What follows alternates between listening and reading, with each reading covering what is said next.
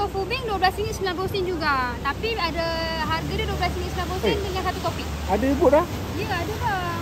Oh, maksudnya makan dekat sini memang betul-betul view Sungai Melaka lah. Betul bang. Katira Chef Ais eh? Ya, betul. Flavor dia adalah pandan mint. Satu scoop biji selasih. Baik. Satu scoop cincau. Kurma. Ini aiskrim strawberry. Tengok. Gula Melaka.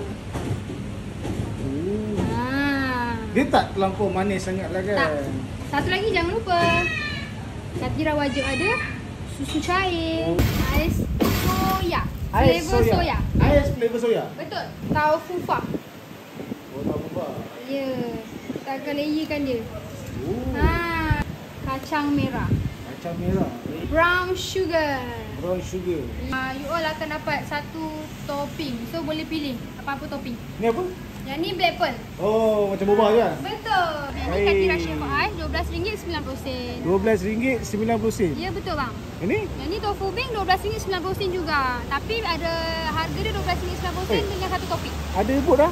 Ya, ada bang.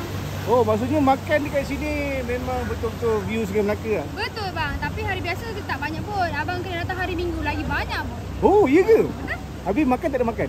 Makan untuk Cina Kampung dulu kita hanya ada di drive-thru sahaja. Iaitu Chana Ritu. Habis yang dalam Cina Kampung ni? Dalam-dalam ni stall, bendo-bendo. Ada pelbagai pilihan makanan lah. Ada banyak boleh pilih lah kan? Betul. Habis drive-thru sampai berapa ni?